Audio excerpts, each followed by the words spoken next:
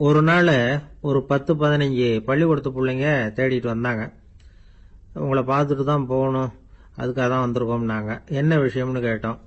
நாங்கள்லாம் கூடி ஒரு முடிவு பண்ணியிருக்கிறோம், அதை உங்ககிட்ட சொல்லணும் அப்படின்னாங்க. அதுவும் ஒரு வாண்டு பையன் அதை சொன்னான். என்ன முடிவு அது அப்படின்னு கேட்டோம் ரொம்ப ஆர்வமாக. அதை இப்போ சொல்ல மாட்டோம், எங்களுக்கு பிடிக்கிற மாதிரி ஏதாவது ஒரு தகவல் சொன்னால் அதுக்கப்புறம் நாங்கள் அதை சொல்கிறோம் அப்படின்னா அந்த வாண்டு பையன். சரி, சின்ன பையன்கிட்ட இன்னைக்கு வசமாக மாட்டிக்கிட்டோம் அப்படின்னு நினச்சிக்கிட்டு அவங்களுக்கு தகுந்த மாதிரி ஒரு கதை சொல்ல ஆரம்பித்தோம்.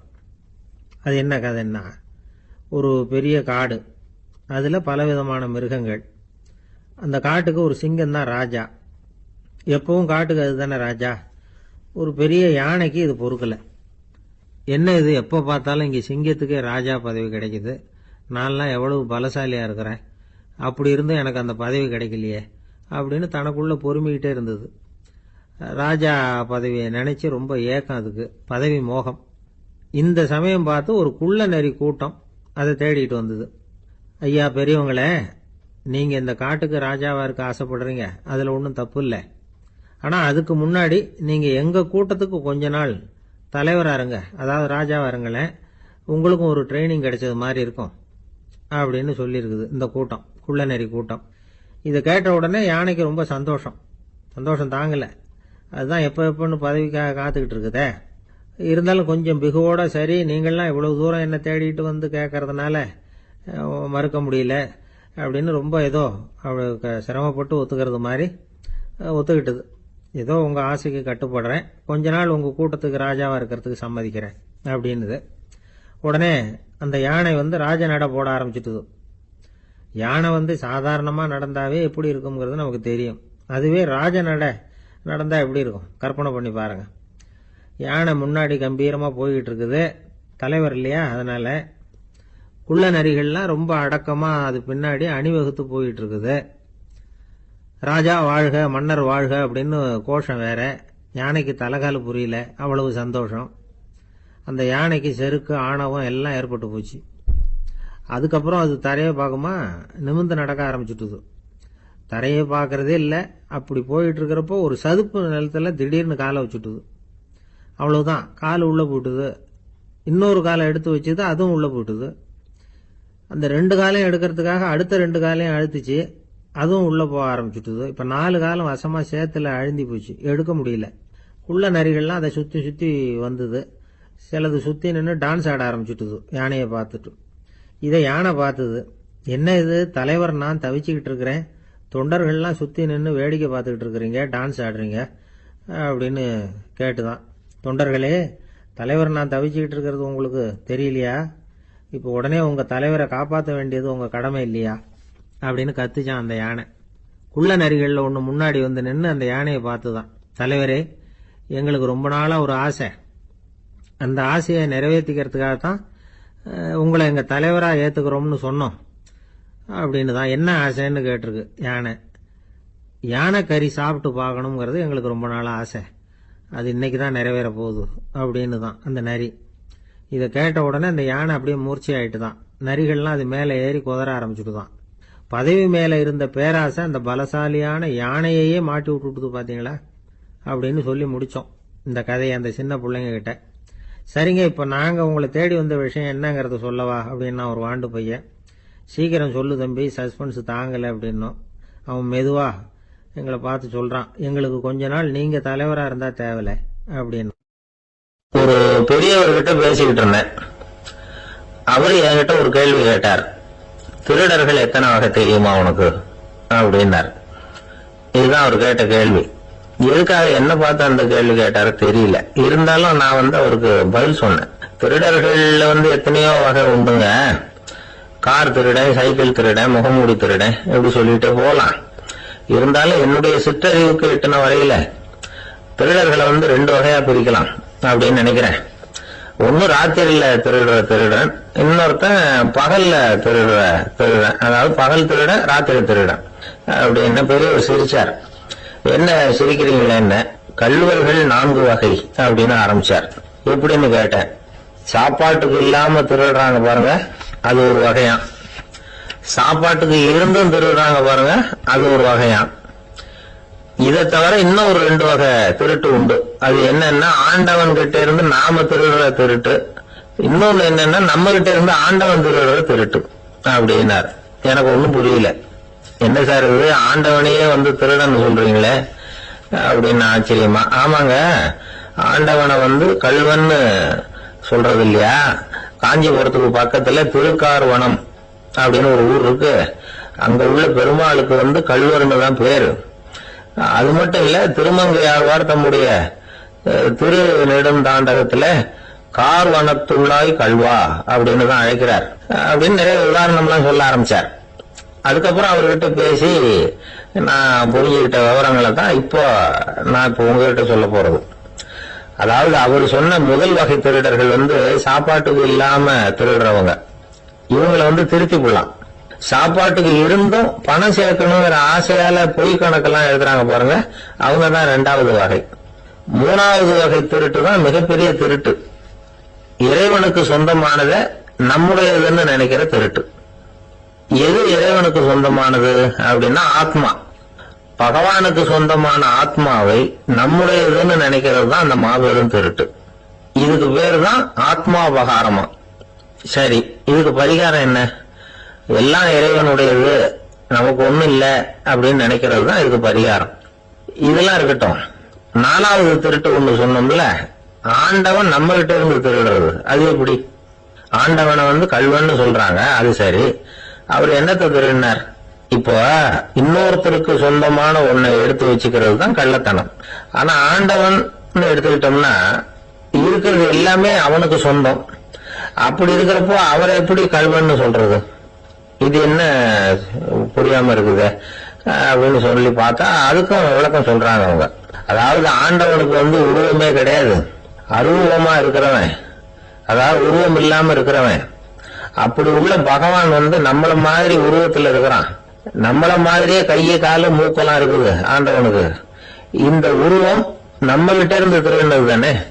அவன் தன்னுடைய உண்மையான திருமணியை நமக்கு காட்டாம, அதாவது தரிசனம் கொடுக்காம இருக்கிறது கள்ளத்தனம் தானே.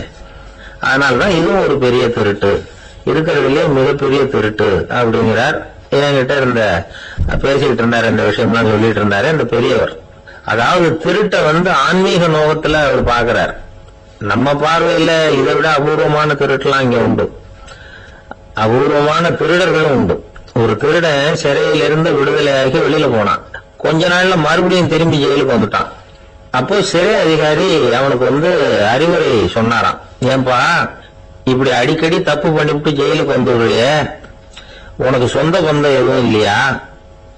உனக்கு அப்பா அண்ணன் தம்பிகள் அவங்க கூட எல்லாம் சேர்ந்து வாழணுங்கிற ஆசை இல்லையா அப்படின்னு கேட்டிருக்காரு.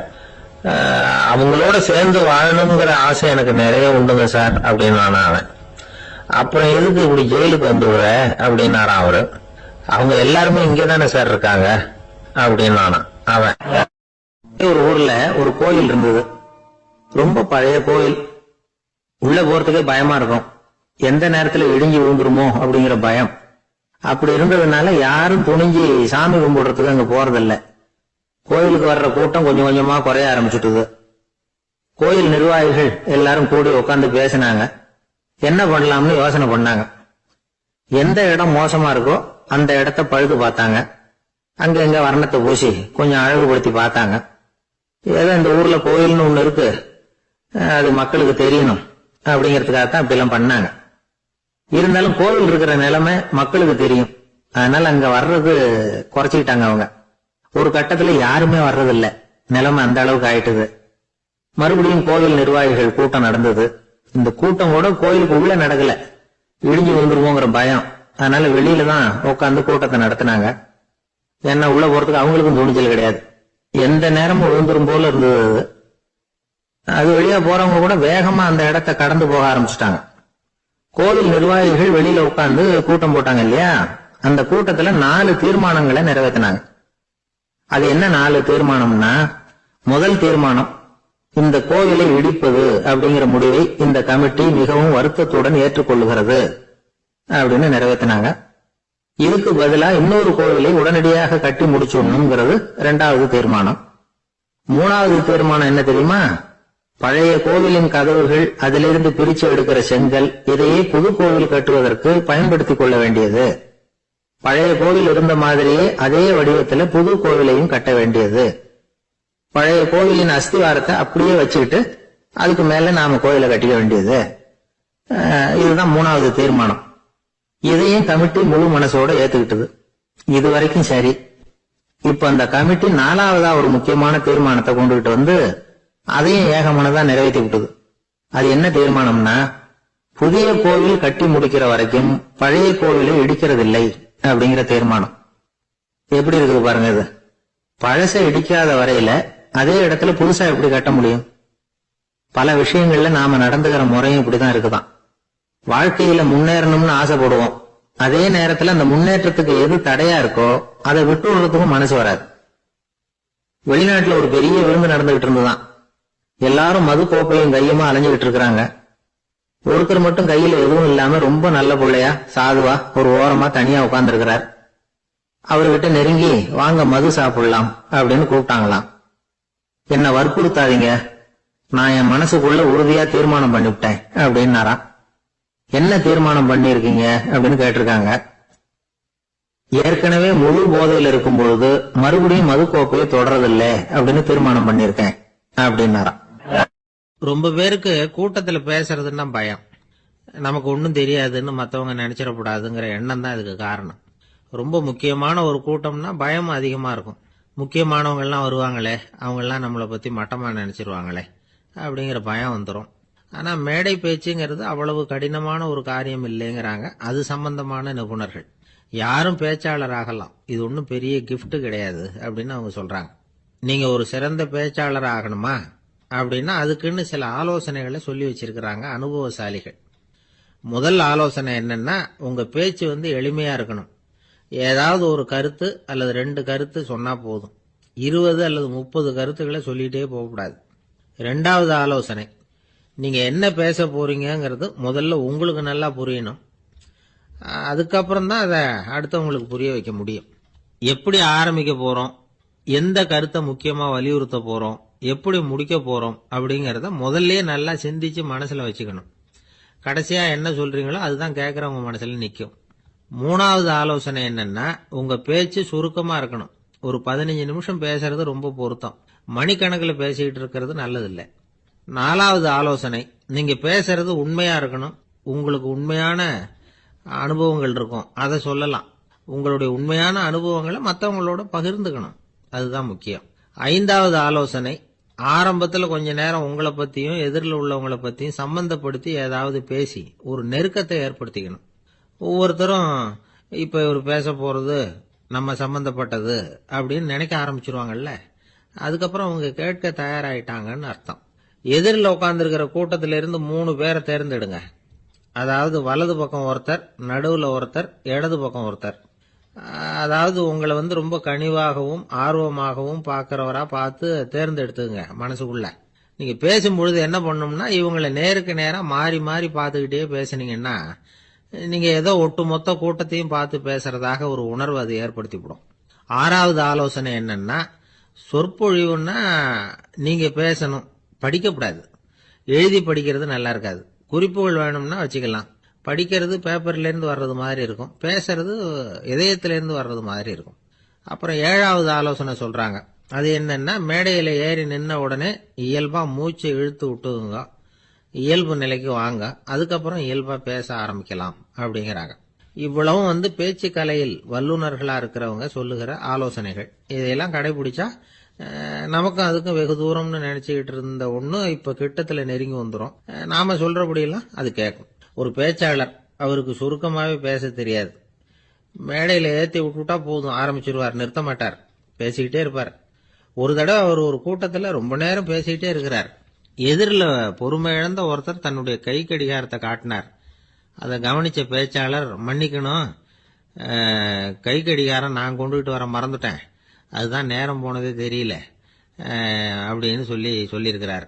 இதுக்கு அவரு சொன்னாராம் கோபமா, ஏய்யா கடிகாரத்தை தான் பார்க்க முடியல, மறந்துட்டேன், பக்கத்துல மாட்டிருக்கிற கேலண்டரையாவது பார்க்க கூடாதா அப்படின்னாராம். ஒரு ராஜா இருந்தார். நாடு ஊராவும் நிறைய மரங்களை நட்டு வளர்க்கணுங்கிறது அவரோட ஆசை. தானே அதுக்கு முன்மாதிரியா இருக்கணும்னு நினைச்சார். அரண்மனையை சுத்தி மரங்களை நட்டு வளர்த்தார். இத பார்த்துட்டு ஜனங்களும் அவங்கவுங்க வீட்டை சுத்தி மரக்கன்றுகளை நட்டு வளர்த்தாங்க. கொஞ்ச காலத்துல ஊரு பூரா பசுமையா மாறிச்சு. எல்லாருக்கும் சந்தோஷமா இருந்தது. இது ஒரு பக்கம் இருக்கட்டும். இப்ப நான் சொல்ல போற கதை வேற. அதாவது அந்த ராஜா ஒரு நாள் தன்னுடைய அரண்மனைய சுத்தி இருக்கிற விதவிதமான மரங்களை எல்லாம் போய் பார்த்தார். எப்படி இருக்கிறீங்க அப்படின்னு ஒவ்வொரு மரத்துக்கிட்டையும் விசாரிச்சாராம். எந்த மரமும் சந்தோஷமா இருக்கிறதா தெரியல. அதுக்கும் மனசுல ஒரு குறை.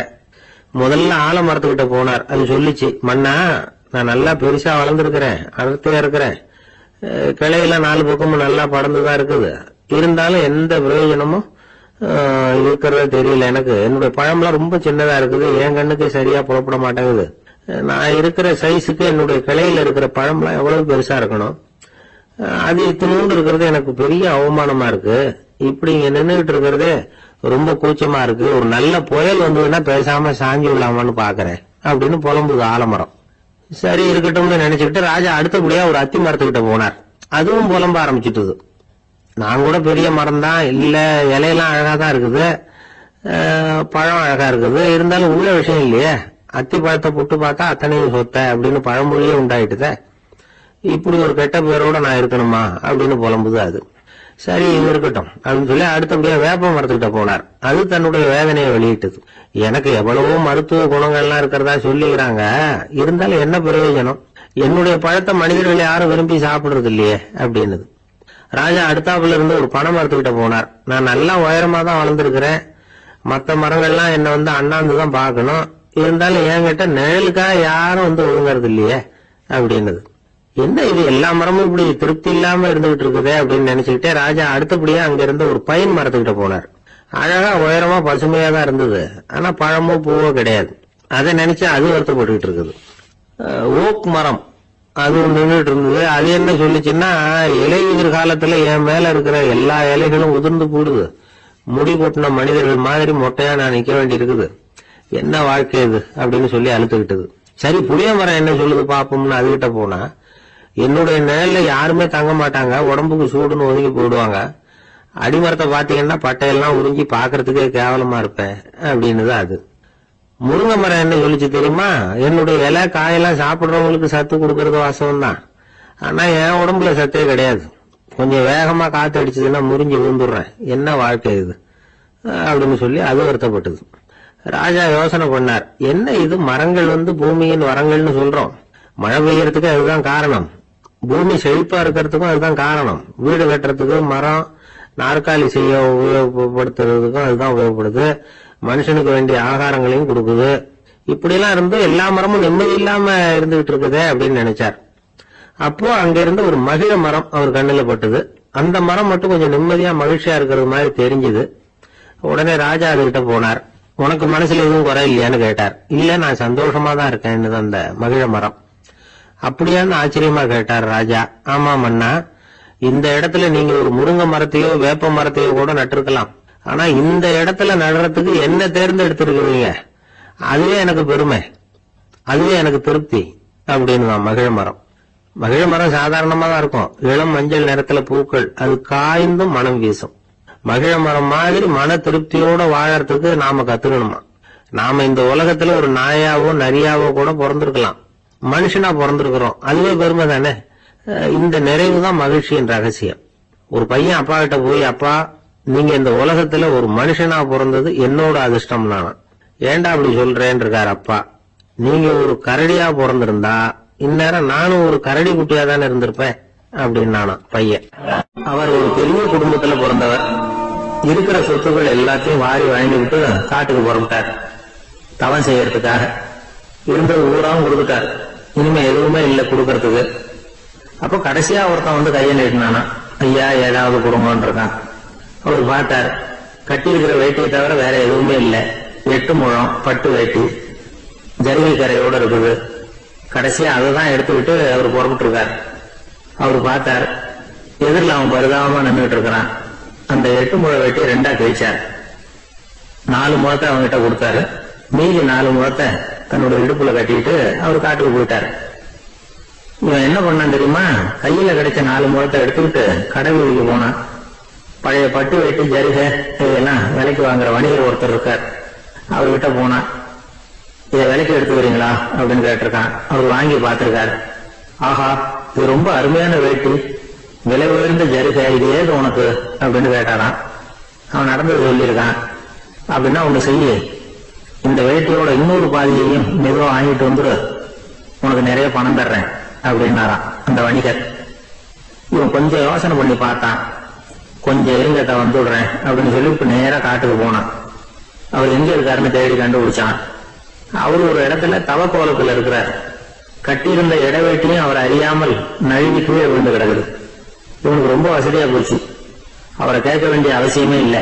மெதுவா சத்தம் போடாம அடி மேல அடி வச்சு நெருங்கினான். அவர் கண்ணை மூடிக்கிட்டு அவர் பாட்டு நின்றுட்டு இருக்கிறார். இவன் மெதுவா போய் கீழே கிடந்த அந்த துணியை எடுத்துக்கிட்டு சத்தம் போடாம திரும்பி நடந்தான். ஒரு 2-3 அடி எடுத்து வச்சிருப்பான். அப்படி ஓட ஆரம்பிக்கிற சமயத்துல அவன் காலில் கீழே கிடந்த முள் ஒண்ணு நறுக்குன்னு கழிச்சு விட்டுது. வலி தாங்க முடியாம அம்மான்னு கத்திருக்கான்.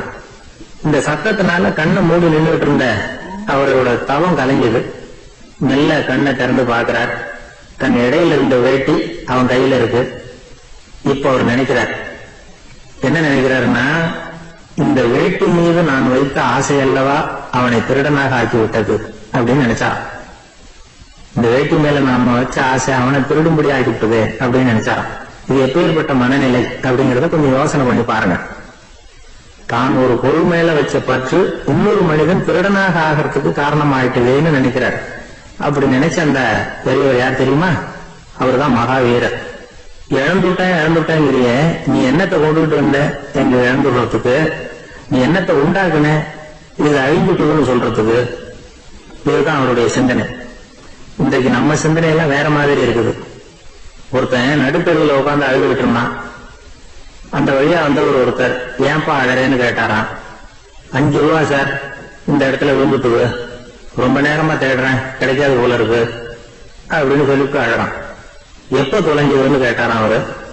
அது எனக்கு தெரியாது சார், பணத்தை தொலைச்சவன் தேடி பார்த்துட்டு போயிட்டான், நான் அவனுக்கு பின்னாடி தேட வந்தவன் அப்படின்னு நானா. இவன் ஒரு ஊர்ல ஒரு ஆள் இருந்தான். நிறைய பணம் சேர்த்தான். அவனுக்கு சம்பாதிக்க தெரியுமே தவிர செலவு பண்ண தெரியாது. மகா கஞ்சன். காசை கையில எடுக்கவும் மாட்டான். எடுத்தா செலவு செய்ய வேண்டியிருக்குமே. அதனால இப்படியே அவன் காலத்தை ஓட்டி விட்டான். வயசாயிட்டது. அவனுடைய மனைவி ஒரு நாள் கேட்டாங்க, இவ்வளவு நாளா நீங்க என்ன எங்கேயுமே அழைச்சிட்டு போனதில்லை, இப்போவாவது அழைச்சிட்டு போக கூடாதா அப்படின்னாங்க. எங்க போகணும் சொல்லுன்னா, காசிக்கு போகணும், கங்கையில குளிக்கணும்னாங்க. இவன் பார்த்தான், இதுக்கு ஏன் அவ்வளவு தூரம் செலவு பண்ணிட்டு போகணும், நம்ம ஊர் ஆத்திலேயே குளிக்கலாமே, இதுவும் புண்ணிய நதிதான், இங்க குளிச்சா அங்க குளிச்ச பலன் கிடைச்சிரும் அப்படின்னா. சரின்னு 2 பேரும் ஆத்தங்கரைக்கு போனாங்க.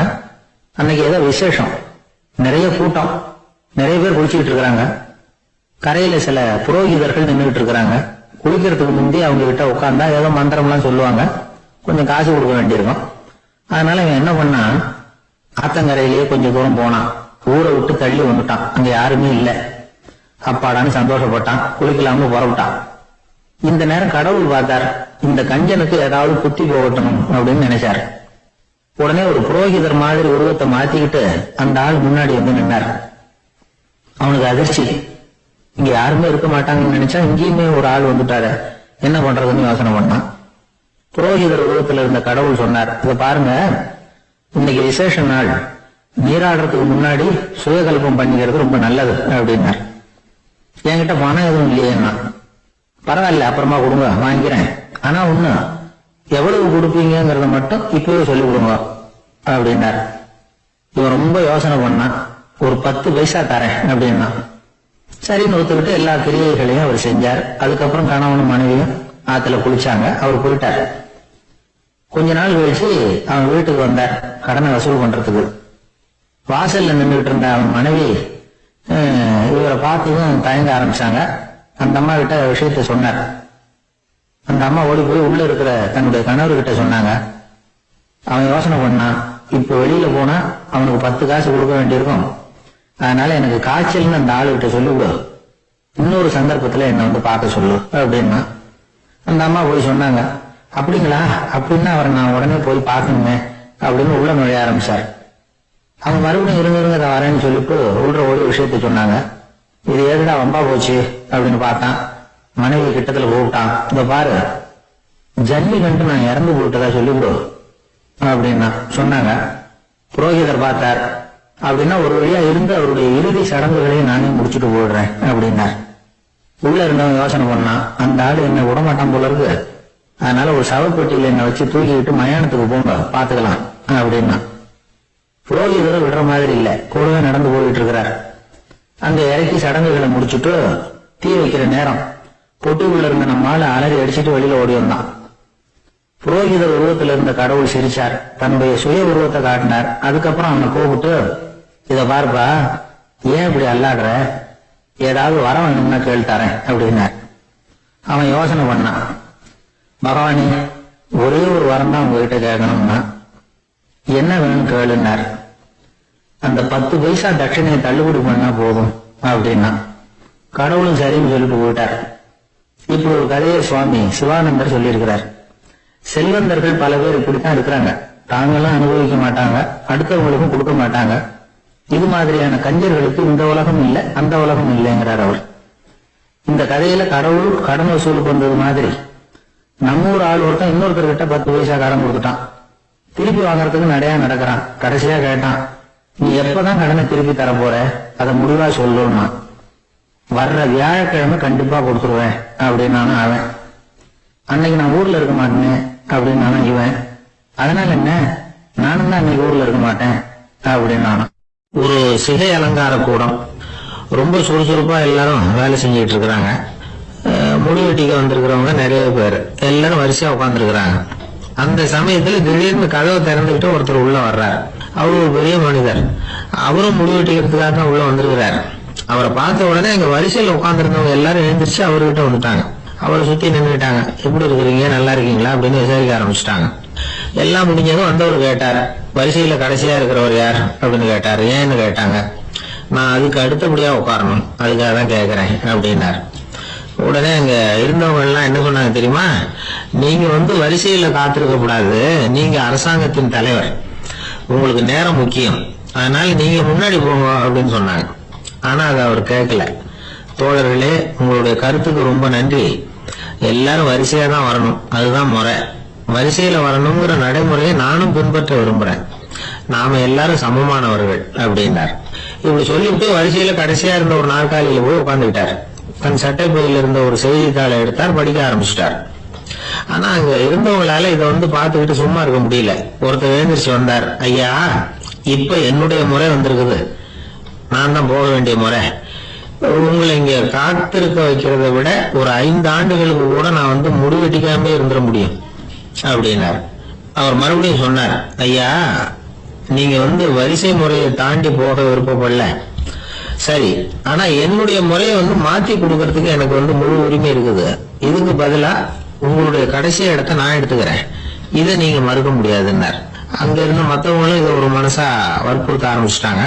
அந்த பெரிய மனிதர் பார்த்தார், சரின்னு கடைசியா ஒத்துக்கிட்டார். அவர் யார் தெரியுமா, அவர் தான் மாவீரர் லெனின். ரஷ்யாவில கிரெம்ளின் சிகை அலங்கார கூடத்துலதான் இது நடந்தது. எல்லாரும் இந்நாட்டு மன்னர்கள்னு வாயளவுல பேசுறதுல என்ன பிரயோஜனம், நாம எல்லாரும் சமங்கிறத நடைமுறையில கடைபிடிச்சு காட்டினவங்க கொஞ்சம் பேர் தான். அவங்கள ஒருத்தர் தான் லெனின்.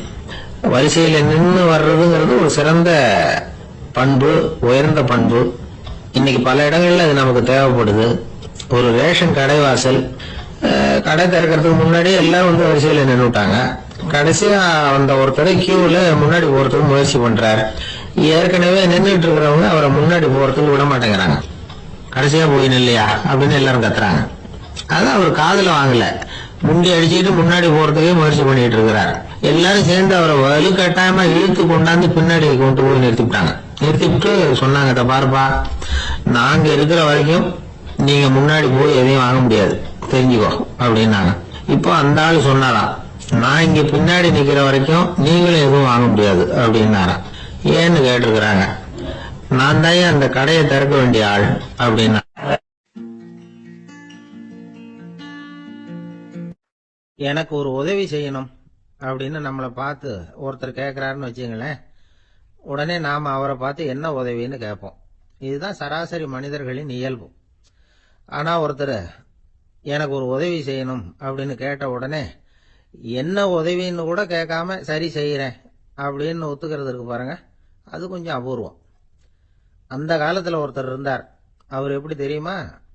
உதவி கேட்குறவங்க நல்லவங்களா கெட்டவங்களா அப்படின்னு கூட பார்க்கல, தனக்கு நன்மையா தீமையா அப்படின்னு கூட பார்க்கல, உதவி செய்கிறேன்னு புறப்பட்டுட்டார். அவர் யார் தெரியுமா? அவர் தான் நல சக்கரவர்த்தி. அவர் மாதிரி நாமும் உதவி கேட்குறவங்களுக்கு உடனே உதவி செய்யறதுக்கு தயாரா இருக்கணும் அப்படின்னு சொன்னார் ஒரு ஆன்மீக பேச்சாளர்.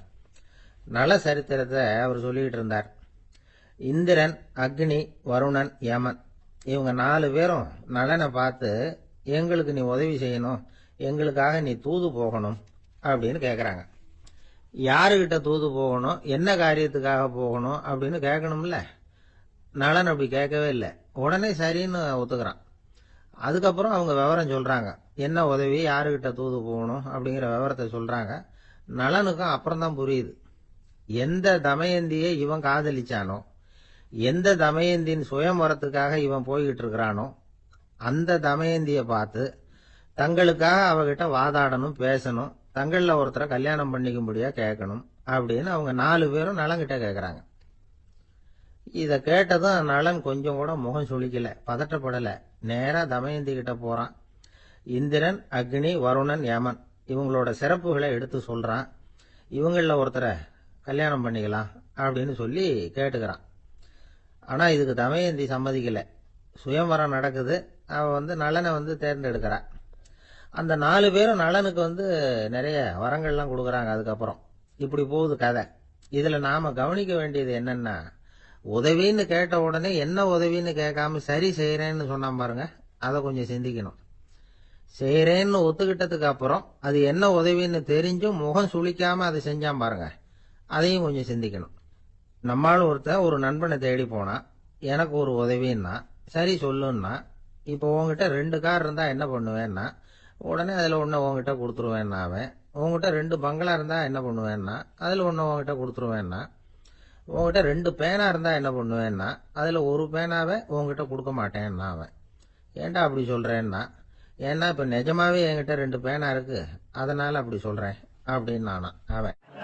தானத்துல சிறந்தது எது அப்படின்னு ஒரு கேள்வியை கேட்டு, தானத்துல சிறந்தது நிதானம் அப்படின்னு அதுக்கு ஒரு பதிலும் சொல்றவங்க உண்டு. நிதானம் ரொம்ப அவசியம், அதுவும் இன்றைய உலகத்துக்கு ரொம்ப அவசியம். இன்னைக்கு உலகம் ரொம்ப பரபரப்பா போயிட்டு இருக்குது. பொறுமையா இருக்கணும்னு நினைக்கிறவங்களால கூட அப்படி இருக்க முடியறதில்ல. பொறுமையை சோதிக்கிறது மாதிரி பல சம்பவங்கள், அதையெல்லாம் சந்திச்சே தீர வேண்டி இருக்குது. எங்க போனாலும் கியூல நிக்க வேண்டி இருக்குது, எங்க போனாலும் காத்துக்கிட்டு இருக்க வேண்டியிருக்கு. ஆபீஸ்லயோ வீட்லயோ கூட நீங்க நிதானமா பொறுமையா நடந்துக்க தெரியலன்னா உங்களுக்கு சிடுமூஞ்சி, முசுடு இப்படிலாம் பேர் வச்சிருவாங்க. அது உங்களுக்கு தேவையா? சரி, வாழ்க்கையில பொறுமைசாலின்னு பேர் வாங்கறதுக்கு என்ன வழி? முதல் பாயிண்ட், நீங்க நினைக்கிறது, எதிர்பார்க்கறது, செய்யறது எல்லாமே 100% கரெக்டா நடக்கணும்னு ஆசைப்படக்கூடாது. எதுவா இருந்தாலும் அதுல ஓரளவுக்கு தவறு நடக்கலாம் அப்படிங்கறத எதிர்பார்த்தே இருக்கணும். ஓரளவுக்கு அதை அனுமதிக்கணும். ஒரு நண்பரை 6 மணிக்கு ஒரு இடத்துக்கு வர சொல்லி இருக்கிறீங்க, 6 மணிக்கு அவர் வரல, உடனே பொறுமை இழந்து நடந்துக்க கூடாது. ஒரு 10 நிமிஷம் டிலே ஆகலாம். ஒரு வர்ற வழியில பஸ்ஸு கூட ஏதாவது டிராபிக்ல மாட்டியிருக்கலாம். அதெல்லாம் எதிர்பார்த்தே கொஞ்சம் காத்திருக்கிறதுல ஒன்றும் தப்பு இல்லை. சில சமயம் டிலே ஆகிறது கூட நல்லதா முடியும். ஒரு பஸ்ஸை தவற விட்டுட்டு ஐயோ கொஞ்சம் ஒரு 2 நிமிஷம் முன்னாடி வந்திருந்தா பிடிச்சிருக்கலாமே அப்படின்னு தவிச்சுக்கிட்டு இருப்பாங்க சில பேர். அடுத்தபடியா வர்ற பஸ் நேரடியா நீங்க போக வேண்டிய இடத்துக்கே கொண்டு போய் விடுற பஸ்ஸா கூட இருக்கலாம். அது உங்களுக்கு முன்னாடி தெரியாதுல்ல. சில நெருக்கடியான சூழ்நிலைகளை தமாஷா எடுத்துக்கிறதுக்கு பழகிக்கணும். சில இடங்களுக்கு போறப்ப காத்திருக்கிறதுக்கு நம்ம மனசை தயார்படுத்திக்கிட்டே போகணும். ஒரு ரயிலுக்கோ பஸ்ஸுக்கோ அல்லது விமானத்துக்கோ கப்பல் பிரயாணத்துக்கோ போறப்போ அங்க போய் நீங்க மணிக்கணக்கில் கூட காத்துக்கிட்டு தான் இருக்கணும். புறப்படுற நேரம் கூட மாறலாம். நீங்க போய் சேர்ந்ததும் அது உடனே புறப்படணும்னு கட்டாயமா என்ன? அது மாதிரி சமயத்துல படிக்கிறதுக்குன்னு சில சுவாரஸ்யமான புத்தகங்களையும் கையில் எடுத்துக்கலாம். உங்களை சுத்தி எவ்வளவோ சுவாரஸ்யமான சம்பவங்கள் நடந்துகிட்டு இருக்குதுல்ல, அதையெல்லாம் வேடிக்கை பாருங்க. எதுக்காக காத்துக்கிட்டு இருக்கிறோமோ அந்த காரியத்துல உண்மையாவே நமக்கு ஒரு அக்கறை இருந்தா நமக்கு போர் அடிக்காது. சில கோயில்கள்ல பார்த்திருப்பீங்க, தரிசனத்துக்காக பக்தர்கள் நாள் கணக்குல காத்துக்கிட்டு இருப்பாங்க. அவங்க எல்லாம் அழுத்துக்கிறது இல்ல. ஆண்டவனை தரிசிக்கணுங்கிற உண்மையான அக்கறை இருக்கிறதுனால அவங்களுக்கு போர் அடிக்கிறது இல்லை. ஆனால் சில சினிமா தியேட்டரில் கூட பார்க்கலாமே, சினிமா கியூ கூட அப்படிதான். சாயந்தரம் 6 மணி ஆட்டத்துக்கு காலம்பரம் 6 மணிக்கே போய் கூட காத்துக்கிட்டு இருப்பாங்க. அவங்களுக்கெல்லாம் போர் அடிக்காது, படம் பார்க்குற ஆர்வம். இன்னொரு முக்கியமான விஷயத்த நாம் பழக்கப்படுத்திக்கணும். லிவ் ஃபார் தி மூமெண்ட் அப்படிங்கிறாங்க நிபுணர்கள். ரொம்ப பேர் எப்படின்னா அடுத்தபடியாக நடக்க போகிற விஷயத்திலேயே கவனமாக இருப்பாங்க. அந்த நினைப்புலேயே இந்த நிமிஷத்தை பொறுமை இல்லாமல் கழிப்பாங்க. ஒருத்தர் இருக்கார், அவர் எப்படின்னா ஆஃபீஸ் முடியறதுக்குள்ளேயே சார் 5 மணிக்கெல்லாம் ரெடியாக இருங்க, நாம் அந்த ஹோட்டலில் போய் டிஃபன் சாப்பிட்ணும் அப்படின்னு 4 மணிலேருந்து சொல்லிகிட்டு இருப்பார். 4:55க்கே பரபரப்பாக ஓடி வருவார். 2 பேரும் புறப்படுவோம், ஹோட்டலுக்கு போவோம், சாப்பிட்டுக்கிட்டு இருப்போம். அப்படி சாப்பிட்டுட்டு இருக்கிறப்ப சார் சாப்பிட்டு முடிச்சது நேராக ஒரு ஜவுளி கடைக்கு போகிறோம் அப்படிம்பார். பரபரக்க சாப்பிட்டு முடிப்பார், புறப்படுவார். ஜவுளி கடையில் அவசரமாக சீக்கிரம் பில் போடுங்க சார், சினிமாவுக்கு நேரம் ஆகிடும்பார். சினிமா தியேட்டரில் உட்காந்து அடுத்தபடியாக எங்கே டின்னர் சாப்பிட்றதுன்னு யோசனை பண்ணிகிட்டு இருப்பார். ராத்திரி படுக்கையில் விழுந்ததுக்கு அப்புறமும் நாளைக்கு காலையில் எழுந்திரிச்சதும் அதை பண்ணணும் இதை பண்ணணும்னு திட்டம் போட்டுக்கிட்டே இருப்பார். அதாவது எப்பவும் அடுத்த நிமிஷம், அடுத்த நாள், அடுத்த வாரம், அடுத்த வருஷம், இதுதான் அவங்க சிந்தனை. இந்த நிமிஷம் என்ஜாய்மெண்ட்டை அவங்க இழந்துடுறாங்களாம். அதனால தான் வாழ்நாள் பூரா பொறுமையின்மை, அவஸ்தை, அல்லல். அதனால நாம் எல்லாரும் வாழ்க்கையில் நிதானமாக இருக்கிறதுக்கு கற்றுக்கணுமா. அதுக்காக இந்த நிதானத்துக்கு வேற விதமான அர்த்தம் பண்ணிக்கக்கூடாது. ஒருத்தர் அப்படித்தான் ஒரு தடவை அவருடைய குதிரை காணாமல் போயிட்டு தான். அதுக்காக அவர் கவலைப்படல, நிம்மதியாக இருந்தார், சந்தோஷமாக இருந்தார். என்ன சார் இது, உங்கள் குதிரை திருட்டு போயிட்டுதுங்கிறீங்க, நீங்கள் கவலைப்படாமல் இருக்கிறீங்களே அப்படின்னு கேட்டாங்களாம். அதுக்கு அவர் சொல்லியிருக்கார், நல்ல வேளை சார், கட்டியிருந்த குதிரை காணாமல் போயிருக்குது. நான் அது மேலே உட்காந்துருக்கிற சமயம் அது காணாமல் போயிருந்ததுன்னா, திருட்டு போயிருந்ததுன்னா நானும் சேர்ந்துல காணாமல் போயிருப்பேன் அப்படின்னாராம். எவ்வளவு நிதானமான ஆள் பாருங்க. ஒரு நாள் காலை நேரம் ஒரு குரு படுக்கையை விட்டு எழுந்திருக்கிறார். உடனே சீடர்களை பார்த்து எல்லாரும் இப்படி வாங்கங்கிறார். எல்லாரும் வர்றாங்க வேகமா. என்னங்க வேணும் உங்களுக்கு அப்படிங்கிற மாதிரி எல்லாரும் குருவை பார்த்தாங்க பயபக்தியோட. குரு அந்த சீடர்களை பார்த்து, இதை பாருங்க, இப்போ நான் ஒரு சிக்கலான விவகாரத்தில் மாட்டிக்கிட்டு இருக்கிறேன், அதை நீங்கள் தீர்த்து வச்சா நல்லதுன்னார். சீடர்களுக்கு ஒன்றும் புரியல. என்ன இது, இவர் இப்படி சொல்றாரு, நமக்குள்ள எல்லா விவகாரங்களையும் தீர்த்து வைக்கிறவர் நம்ம குருநாதர், அவருடைய விவகாரத்தை நாம தீர்த்து வைக்கிறதா, ஆச்சரியமா இருக்குதே, குருநாதருக்கே சிக்கலா அப்படின்னு யோசனை பண்ண ஆரம்பிச்சாங்க. இருந்தாலும் ரொம்ப பணிவா கேட்டாங்க, சுவாமி உங்களுக்கே சிக்கலா, இந்த உலகத்து சிக்கல்களுக்கும் சிரமங்களுக்கும் அப்பாற்பட்டவர் அல்லவா தாங்கள், அப்படிப்பட்ட உங்களுக்கு சிக்கல்னா அது எப்படி அப்படின்னாங்க. எனக்கு ஏற்பட்டிருக்கிற சிக்கல் அவ்வளவு பெருசு, ரொம்ப பெரிய விவகாரம் அது அப்படின்னார் குரு. கொஞ்சம் விவரமா சொல்லுங்க அப்படின்னாங்க இவங்க. இப்ப அந்த குரு விவரத்தை சொன்னார். அதாவது நேற்று ராத்திரி நான் ஒரு கனவு கண்டேன். அந்த கனவுல நான் ஒரு பட்டாம்பூச்சியா மாறிட்டேன். அப்படி மாறி ஒவ்வொரு மலரா பறந்து போய் உட்காந்து தேன் சாப்பிட்டேன் அப்படின்னார். சீடர்கள் இதை கேட்டதும் ரொம்ப தகைச்சு போயிட்டாங்க.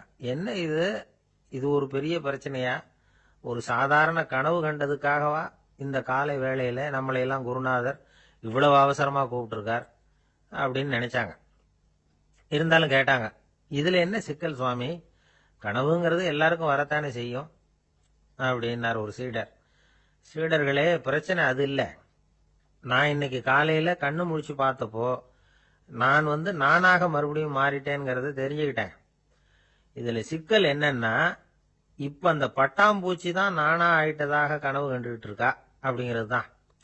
ஒரு மனுஷன் பட்டாம்பூச்சி ஆகிறதாக கனவு காண முடியுங்கிறப்போ அந்த பட்டாம்பூச்சியும் மனுஷனா ஆகிறதாக கனவு காண முடியும் இல்லையா.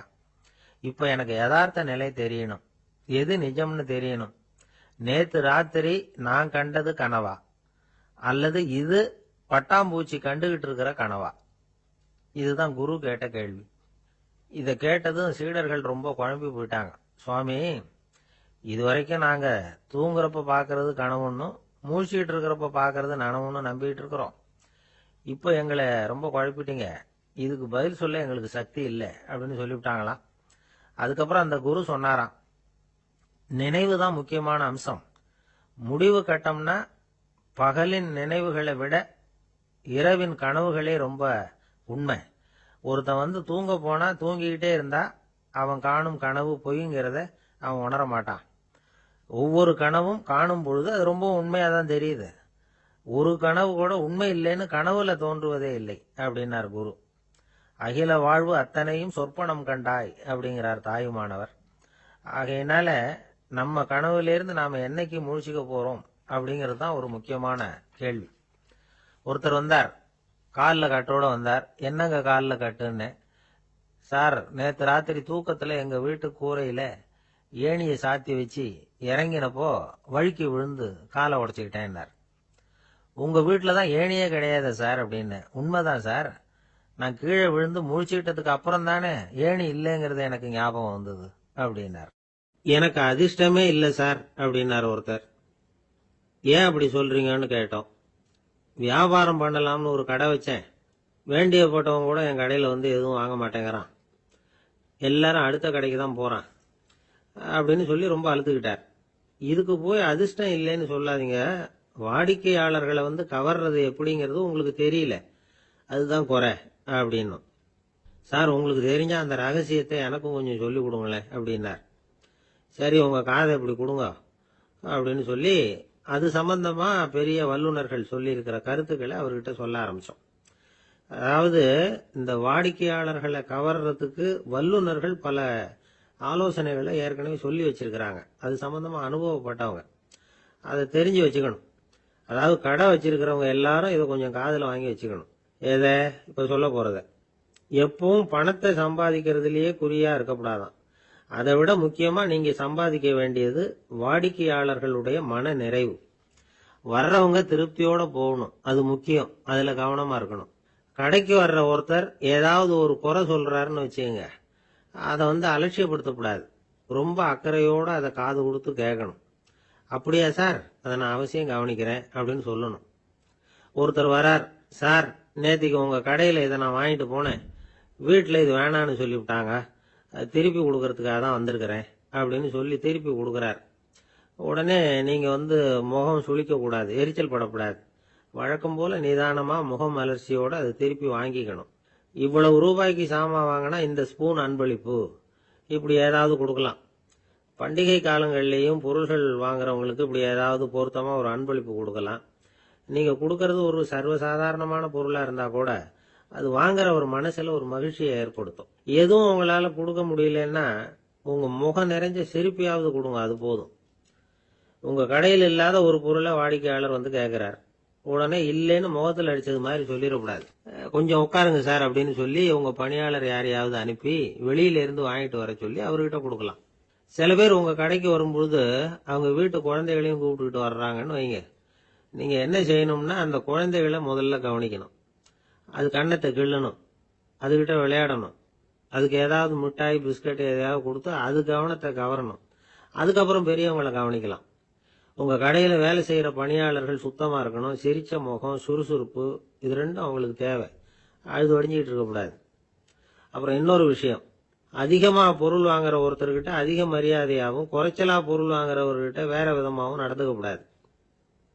எல்லாருக்கிட்டையும் சமமா நடந்துக்கணும்.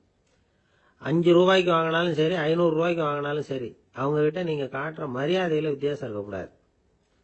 எல்லாத்துக்கும் மேல உங்க கடையில ஒரு பொருள் வாங்கினா அது உண்மையானதா இருக்கும், தரமுள்ளதா இருக்கும் அப்படிங்கிற நினைப்பு ஜனங்களுக்கு வரணும். அதனால தரமான பொருளையே நீங்க வந்து உங்க கடையில வச்சிருக்கணும்.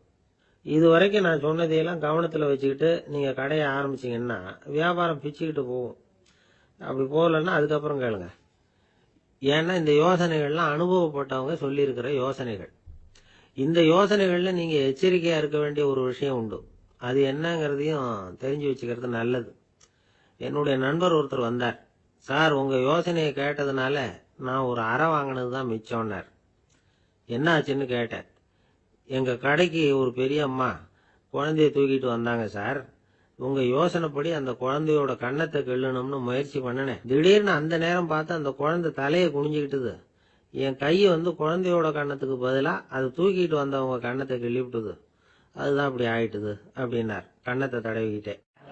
ஒரு நண்பர் சினிமா படம் தயாரிக்கிறவர், அவர்கிட்ட ஒரு நாள் பேசிக்கிட்டு இருந்தேன். அது எப்படி சார், நீங்க எடுக்கிற எந்த படமும் கையை கடிக்காத அளவுக்கு எடுத்துடுறீங்களே, அது எப்படின்னு கேட்டேன்.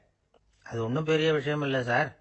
பெண்களுக்குன்னு சில உருக்கமான காட்சிகள், இளைஞர்களுக்குன்னு சில நடனங்கள், அடிதடி காட்சிகள், அப்புறம் வயசானவங்களுக்குன்னு சில ஆன்மீக காட்சிகள், சின்ன பிள்ளைங்களுக்கு சிரிப்பு, இப்படி எல்லாமும் சேர்த்து நான் படம் எடுக்கிறேன். மசாலா படம்னு பேரு. இது ரொம்ப பெருசா இல்லைன்னாலும் ஓரளவுக்கு சுமாரா ஓடிரும், கையை கடிக்காது அப்படின்னார். இது ஒரு உத்தி. சில பத்திரிகை ஆசிரியர்களும் இந்த உத்தியை கையாளுறது உண்டு. இந்த உத்திக்கு பார்னம் உத்தி அப்படின்னு பேரு. பார்னம் எஃபெக்ட் அப்படின்னு சொல்லுவாங்க.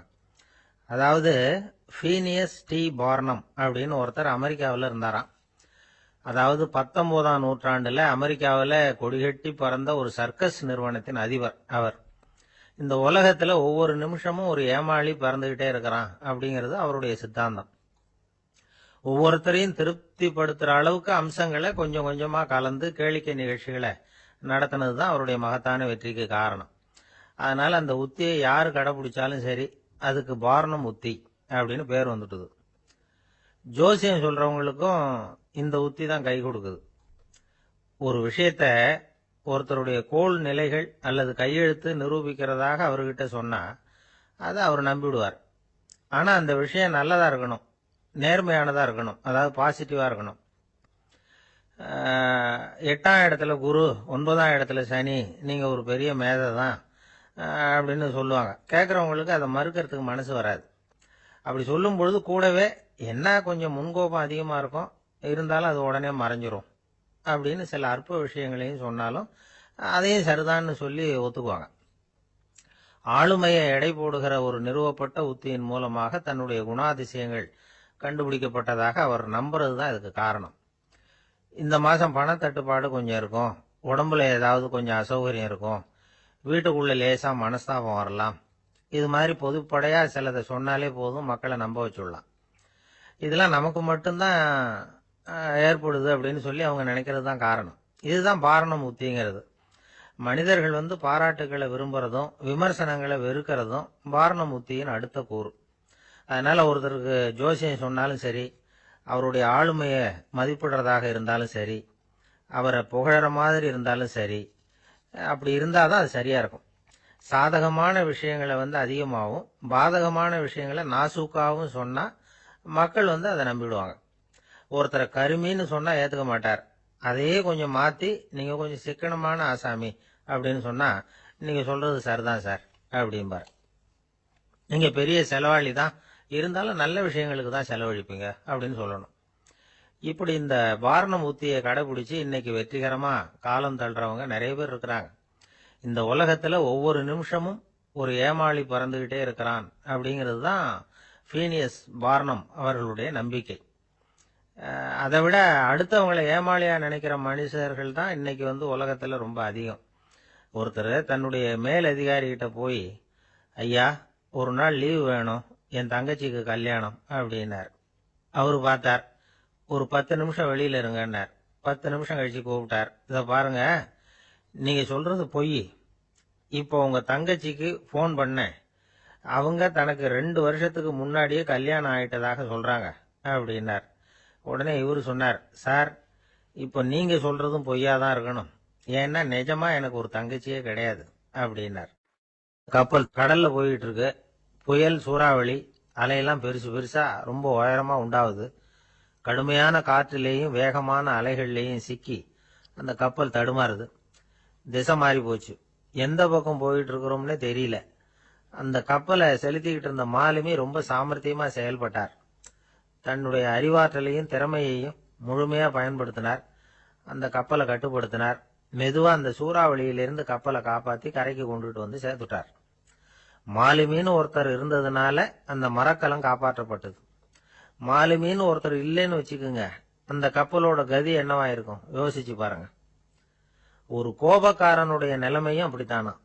கோபக்காரன்கிறவன் ஒரு மாலுமி இல்லாத மரக்கலம் அப்படிங்கிறார் நபிகள் நாயகம். கொந்தளிக்கிற கடல்ல கொடுமையான அலைகளின் உச்சியில அல்லல் படுகிற மரக்கலத்தை விட மோசமானது கோபக்காரனின் நிலைமை அப்படிங்கிறது அவருடைய கருத்து. அது மாதிரி இதுன்னு சொல்லல, அதை விட மோசம் இது அப்படிங்கிறார். ஏன் தெரியுமா? ஒரு கப்பல் கடல்ல தடுமாறினா அதை சரிப்படுத்த மாலுமி இருக்கிறார். அவர் தன்னுடைய சாமர்த்தியத்தினால அதை கட்டுப்படுத்தி சரியான வழிக்கு கொண்டுட்டு வந்துருவார். ஆனா கோபக்காரனுடைய நிலைமை அப்படி இல்லை அப்படிங்கிறார் நபிகள் நாயகம். மனித மனம் ஒரு மரக்கலம், அறிவு அதுல இருக்கிற மாலுமி. மாலுமி மரக்கலத்தை செலுத்துறான். அவனுக்கு கட்டுப்பட்டு அது ஓடுது. ஆனா கோபக்காரன்கிற மனுஷங்கிட்ட அறிவுங்கிற மாலுமி சரியா வேலை செய்ய மாட்டான். ஏன்னா கோபம் அந்த மாலுமியின் கண்களை அவிச்சிரும், காதுகளை கேட்காம பண்ணிவிடும். கண்ணையும் காதையும் மூடிவிட்டு கப்பலை ஓட்டுனா எப்படி ஓட்டுறது? அதனால கோபக்காரன் மாலுமி இல்லாத மரக்கலம். இடி மின்னல்ல மாட்டிக்கிட்டு கஷ்டப்படுற கப்பல் மாதிரி கஷ்டப்படுறான். பெரியவங்கள்லாம் என்ன சொல்றாங்க? உனக்கு கெடுதல் பண்ணவனுக்கும் நீ நன்மையே செய். எவருடைய விருப்பு வெறுப்பையும் பொருட்படுத்தாதே. பரம எதிரிக்கும் நீ நன்மை செய்ய ஆரம்பிச்சா உன்னுடைய தூய நிலையை பார்த்துட்டு அவனும் உனக்கு நெருக்கமான நண்பனா ஆயிடுவான். இதுதான் பெரியவங்க நமக்கு சொல்லி இருக்கிறது. புனித குர்ஆன் சொல்றது என்ன? தீமையை நன்மையை கொண்டே நீர் தடுத்து கொள்ளும் அப்படின்னு சொல்லப்பட்டிருக்கு. அதுல இன்னா செய்தாரை ஒருத்தல் அவர் நாண நன்னயம் செய்து விடல் அப்படிங்கிறார் திருவள்ளுவர். செல்வந்தர் ஒருத்தர்கிட்ட ஒரு சிறுவன் ஆடு மேய்ச்சிக்கிட்டு இருந்தானா. பெரியவர் அவனை கூப்பிட்டு, நீ நேரா போய் ஒரு ஆட்டுல உள்ள ரொம்ப நல்ல பகுதி எதுவோ அதை எடுத்துட்டு வா அப்படின்னாராம். இவன் போனான். ஒரு ஆட்டு உடம்புல இருந்த நாக்கு, இருதயம், இது ரெண்டையும் எடுத்துட்டு கொடுத்தானான். பெரியவர் வாங்கி பார்த்தார். அதுக்கப்புறம் இப்ப நீ போய் இன்னொரு ஆட்டுல இருக்கிற ரொம்ப கெட்ட பகுதி எதுவோ அதை எடுத்துட்டு வா அப்படின்னாராம். இவன் போய் எடுத்துட்டு வந்தான். அவன் கையில இருந்தது மறுபடியும் அதே மாதிரி நாக்கு, இருதயம், இது ரெண்டும் தான்.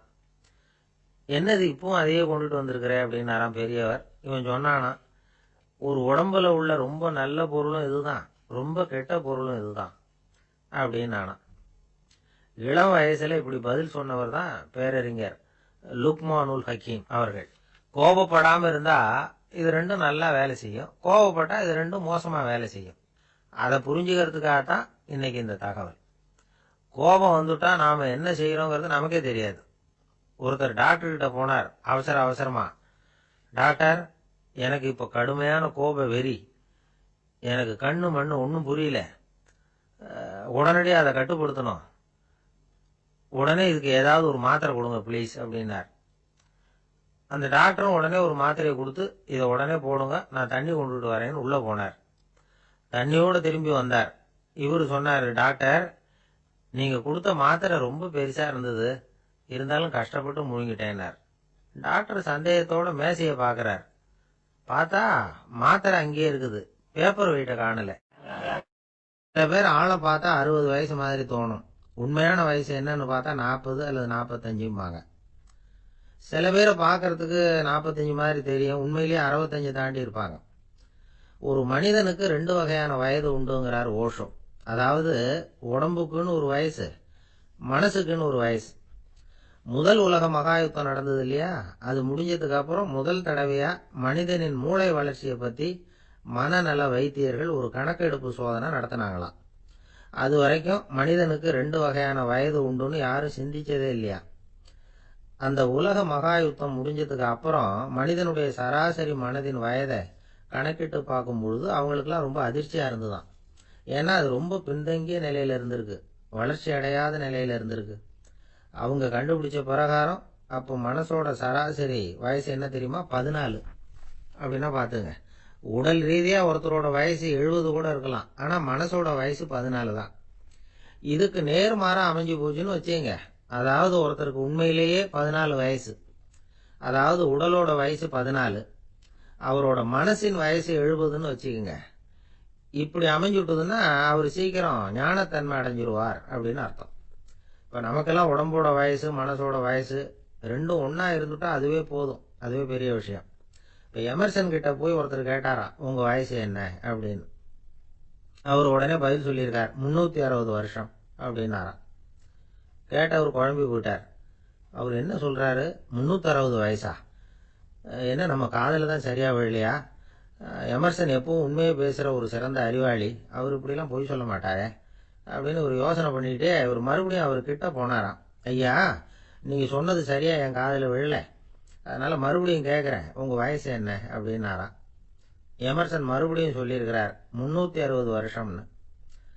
வந்தவருக்கு உண்மையிலேயே அதிர்ச்சியா போட்டுது. அதுக்கப்புறம் மெதுவா ஆரம்பிச்சாராம், ஐயா, நீங்க சொல்றதை என்னால ஏத்துக்க முடியாது. எப்படி பார்த்தாலும் இப்போ உங்களுக்கு வயசு ஒரு 60க்கு மேல இருக்காதுன்னு நினைக்கிறேன். அப்படின்னாராம். நீங்கள் சொல்கிறது சரிதான், அது என் உடம்போட வயசுன்னாராம் எமர்சன். அப்படின்னா ஏற்கனவே நீங்கள் சொன்னது அப்படின்னு கேட்டிருக்காரு, அது என் மனசோட வயசு அப்படின்னாராம். நம்மளை பொறுத்த வரைக்கும் அறிவு தூசு படிஞ்சிருக்கு, அது மாதிரியே அன்பும் மாசுபட்டிருக்கு. இது ரெண்டையும் சுத்தம் பண்ண வேண்டியிருக்குது. அப்போ தான் நாம் சரியான வயசில் வாழ முடியும். ஒரு ஆசாமி இருக்கிறார், அவருக்கு உடம்போட வயசு அதிகம், மனசோட வயசு ரொம்ப குறைச்சல், குழந்தை மாதிரி. அவர் ஒரு ஆஸ்பத்திரியில் படுத்திருக்கிறார்.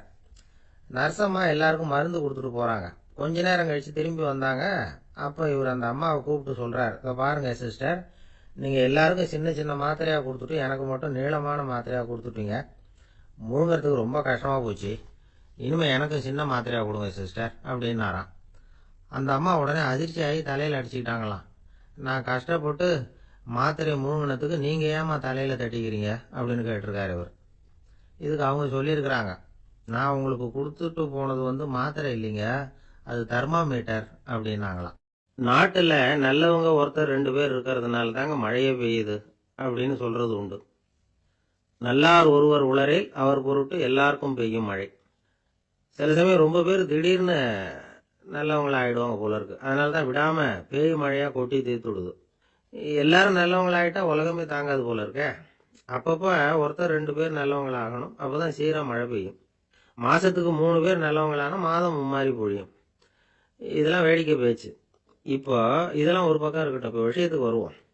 ஒரு கும்பலில் நல்லவன் யார் அப்படிங்கிறத எப்படி கண்டுபிடிக்கிறது? இதுக்கு ஒரு வேடிக்கை கதை உண்டு. என்னுடைய நண்பர் ஒருத்தருக்கு அவங்க பாட்டியம்மா சொன்ன கதையா அது. அது என்ன கதைன்னா, ஒரு ஊரில் ஒரு சமயம் பலமான மழை பெய்ய ஆரம்பிச்சுட்டு தான். இடி மின்னல் ரொம்ப கடுமையாக இருந்திருக்குது. ஆரம்பித்த மழை வர வர கடுமையாகிட்டு இருக்குதே தவிர நிற்கிற பாடா தெரியல. ஊர் ஜனங்கள்லாம் பார்த்தாங்க. இதுக்கு மேலேயும் வீட்டுக்குள்ளே இருந்தால் ஆபத்துங்கிறத புரிஞ்சுக்கிட்டாங்க. ஏன்னா வீடெல்லாம் இடிஞ்சு விழுந்துருமோங்கிற பயம். உடனே எல்லாரும் புறப்பட்டு ஊருக்கு பொதுவாக இருந்த ஒரு மண்டபத்தில் போய் தங்கிக்கிட்டாங்க. மின்னல் கடுமையாக இருந்தது, இடி எந்த நேரத்துலையும் விழலாம்ங்கிற நிலைமை. எப்போ விழலாம்னு பார்த்துக்கிட்டு இருக்குது. அந்த மண்டபத்தில் இருந்த ஜனங்கள் மனசுக்குள்ள ஒரு பயம். நம்ம கூட்டத்தில் யாராவது ஒரு கெட்டவன் பாவம் பண்ணவன் இருந்தால் கூட இடி இந்த மண்டபத்தில் விழுந்துரும், அது எல்லாருக்கும் ஆபத்து அப்படின்னு நினைச்சாங்க. சரி, இதுக்கு என்ன பண்ணலாம் அப்படின்னு யோசனை பண்ணாங்க. அந்த கூட்டத்தில் ஒரு பெரியவர் இருந்தார். அவர் ஒரு யோசனை சொன்னார். இதோ பாருங்க, அதுக்கு ஒரு வழி இருக்கு. அதோ எதிர்த்தாப்புல கொஞ்சம் தூரத்தில் ஒரு உயரமா மரம் ஒன்று இருக்கு பாருங்க. பொதுவாக இடி சுலபமாக விழறது அது மாதிரி உயரமான மரத்தில் தான். நம்ம கூட்டத்தில் இருக்கிறவங்க எல்லாரும் ஒவ்வொருத்தரா போய் அந்த மரத்தை தொட்டு விட்டு திரும்பி வந்துடணும். நம்மள பாவம் பண்ணவன் யாரோ அவன் அந்த மரத்தை தொடுற சமயத்தில் இடி விழுந்துரும், அவன் மட்டும் போயிடுவான், மண்டபத்தில் இருக்கிற நாமெல்லாம் பொழைச்சிக்கலாம் அப்படின்னு ஐடியா கொடுத்தாரு அந்த பெரியவர். இது நல்ல யோசனையாகப்பட்டது. எல்லாரும் ஒத்துக்கிட்டாங்க. ஒவ்வொருத்தரா போய் அந்த மரத்தை தொட்டு விட்டு திரும்பி வந்தாங்க. இடி எதுவும் விழல. இன்னமும் பாவம் பண்ண ஆசாமி அதை போய் தொடலை போல இருக்கு அப்படின்னு நினச்சிக்கிட்டாங்க. ஒவ்வொருத்தரா போகிறாங்க, எல்லாரும் போய் தொட்டு விட்டு வந்தாச்சு. இன்னும் ஒரே ஒரு ஆசாமி தான் பாக்கி. கடைசியாக இருந்த அந்த ஆள் பயந்துட்டான். இது வரைக்கும் இடி விழலைன்னா இப்போ என்ன அர்த்தம்? இப்போ நாம தான் பாக்கி, நாம தான் தப்பு பண்ண ஆள் போல இருக்கு அப்படின்னு நினச்சிட்டான். அதனால துணிச்சலாக போய் தொடுறதுக்கு பயந்தான், தயங்கிக்கிட்டே இருந்தான். இருந்தாலும் மற்றவங்கெல்லாம் சும்மா இருப்பாங்களா? கட்டாயப்படுத்தி கழுத்தை பிடிச்சி தள்ளாத குறையா அவனை தள்ளி விட்டாங்க, போய் தொட்டுட்டு வாடான்னு. அவன் நடுங்கிட்டே போய் அந்த மரத்தை தொட்டான். அதே வினாடி ஒரு பயங்கரமான மின்னல் இடி விழுந்துட்டுது. எங்க விழுந்தது தெரியுமா? அந்த ஆள் மேல இல்ல, மண்டபத்துல விழுந்தது. மண்டபத்துல இருந்தவங்க பூரா காலி. அந்த ஒரு ஆள் மட்டும் பொழைச்சிக்கிட்டான். இந்த ஒரு ஆளை காப்பாத்துறதுக்காக தான் இடி மண்டபத்துல விழாம இருந்திருக்குது. இதுதான் கதை. அதனால நல்லவங்க எப்படியும் தப்பிச்சு